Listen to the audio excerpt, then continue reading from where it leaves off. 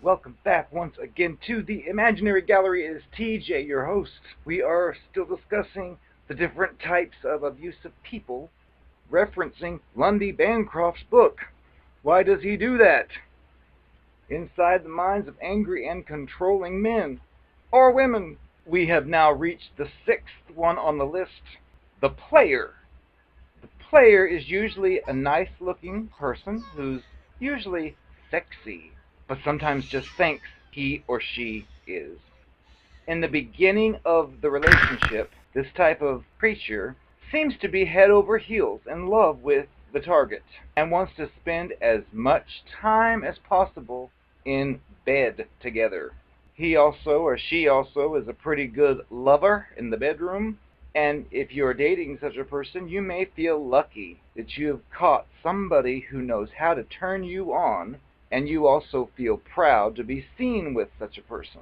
Your self-opinion gets a real nice supercharge. After a while, though, a few things begin to bother you. You notice that his interest in making love with you seems to be waning, and even his making love-styled energy is dropping off a little. You also may notice that he or she seems to lock eyes with pretty members of the gender he or she is attracted to in public. You see flirting with waiters, waitresses, clerks, or even friends or family members.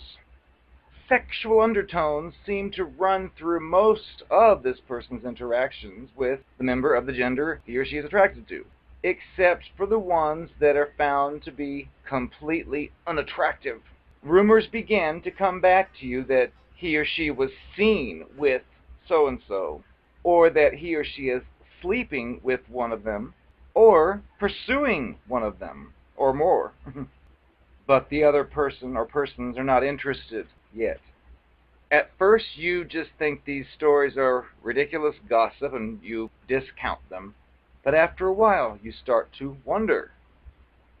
Now, this type of creature called the player many times starts to stall on moving in together or agreeing to be exclusive lovers, even though earlier this person just couldn't wait to get things in a serious way. It may say that it's been hurt or has some kind of fear of commitment. I'm just not ready. But the real issue is that this person does not want any type of restrictions on its freedom. Much of this type of person's satisfaction in life comes from exploiting others and feeling like a sensual animal.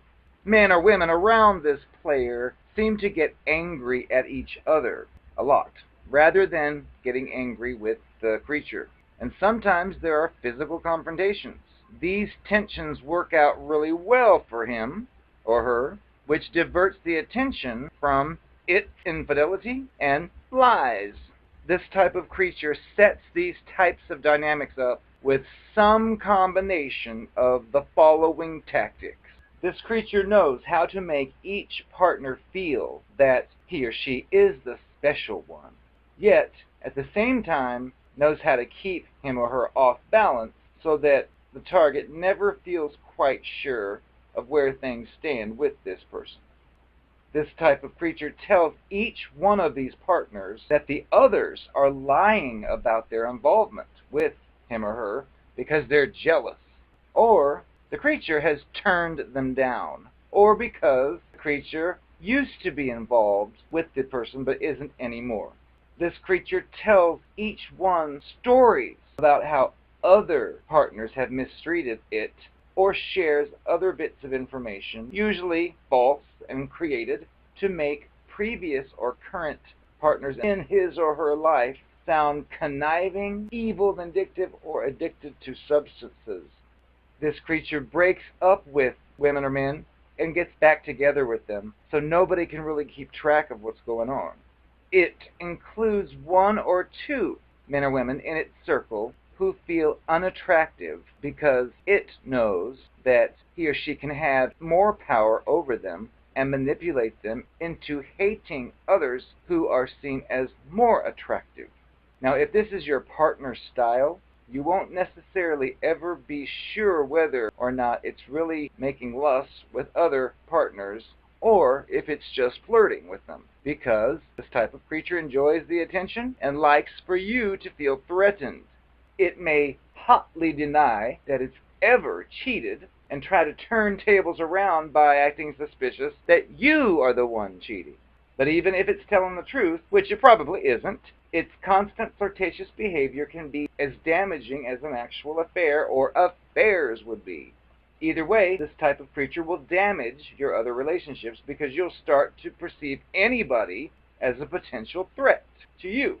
If this person's got a history of hitting on members of the gender it's attracted to who are close to you, such as a sister or a good friend, you can end up isolated from those you care about the most because you're afraid that they'll be having affairs with this creature unless you keep them apart. Chronic infidelity is abusive in itself, but this player doesn't stop there. It's irresponsible, callous in dealing with partner's feelings, and periodically verbally assaultive or abusive. As the relationship moves along, it may start to go for long periods giving the partner next to no attention and hardly even interacting with him or her, so he or she feels shelved. More than likely, this creature will refuse to take responsibility for safe sex, such as using protection. If it's a straight man, it may have fathered several children.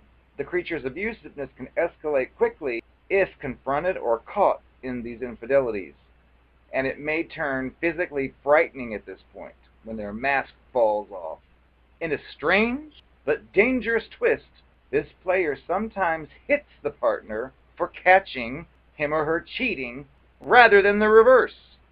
The player's constant flirting and cheating help it get away with other forms of mistreatment. Partners likely to focus on hurt feelings about his or her infidelities and pour effort into stopping this creature from straying, and in the process loses sight of the pattern of abuse that's present. Lundy Bancroft says when this type of partner asks him whether he thinks the partner will ever settle down and be faithful if they get married, for example, his answer is, he may someday, but what you're going to have then is a faithful abuser. This type of creature's promiscuity is a symptom of a deeper problem. It's incapable of taking partners seriously as human beings rather than as playthings. With that mindset, it'll be a destructive partner whether it cheats or not. Now, the players that Bancroft has worked with a lot of times claim to suffer from sex addiction, and they join Sex and Love Addicts Anonymous, which they may discover is a great place to pick up other partners. But sexual addiction doesn't cause dishonesty, verbal abusiveness, or intimidating behavior. This player is not an addict at all. If it's addicted to anything, it's the thrill of using others without regard for the effects it has on them. Now, in the box, he states the central attitudes of the player are: women were put on this earth to have sex with men, mainly and especially me. Partners who want sex are too loose, and people who refuse sex are uptight. It's not his or her fault that others find him or her irresistible. Bancroft says is a word-for-word quotation from many of his clients. It's not fair to expect me to refuse temptation when it's all around. People seduce me sometimes, and I just can't help it. If you act like you need anything from me, I'm gonna ignore you. I'm in this relationship when it's convenient for me and when I feel like it. Any men or women who want non-sexual aspects of themselves appreciated are simply bitches. If you could meet my sexual needs, I wouldn't have to cheat with other women or men.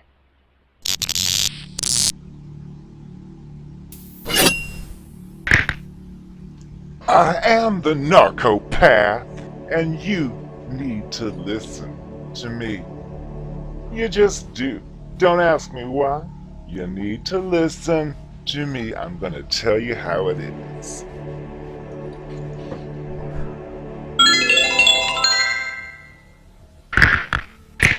I probably shouldn't be saying anything about it, but I am pissed off once again. I was supposed to go meet some of my friends down at Corpus Christi, and guess what happened? There was a goddamn hurricane. Are you kidding? Do you know where the hurricane comes from? The hurricane was deliberately orchestrated. You see, the people above all of you Goyim, they're about 50 years plus ahead of where we are as far as technology goes. Things you see in sci-fi movies and think, oh wow, that's a great fantasy, are actually happening today, but we're not allowed to know about it. They, which would be the powers that should never be, they have mastered weather manipulation. They know exactly on the newscast what it's going to do, how it's going to stop here for a few days and then pick up there. Well, because they programmed it. And it's disgusting because the regular average person would never believe such things. That's something from science fiction, but honey, it ain't. We've got to do something. It's a mixture of those chemtrails you heard Prince talk about before he was murdered conveniently.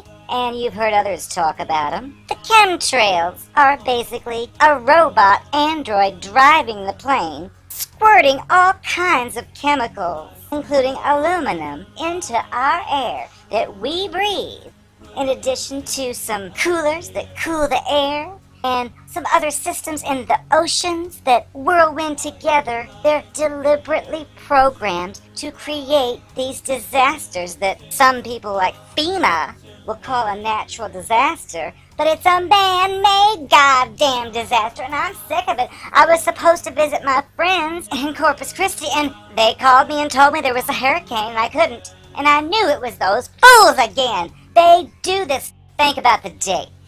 It's the exact anniversary of another famous hurricane. Look that one up, honey. I've had it. It ruined my plans, and because of this, I'm telling their secrets. I'm transgender, they don't even know who I am anymore, so they can try to find me all they want, but they're not going to find anything. So we've got to shut those machines down. We've got to tear up this crap. It's ruining my social life, and that's the problem. So, I hear you've been telling people again that I used you? Well, honey, I didn't use you any more than you used me. Everybody uses everybody. So there. Get off that white horse you ride on. You think you're so perfect. Well, you're not.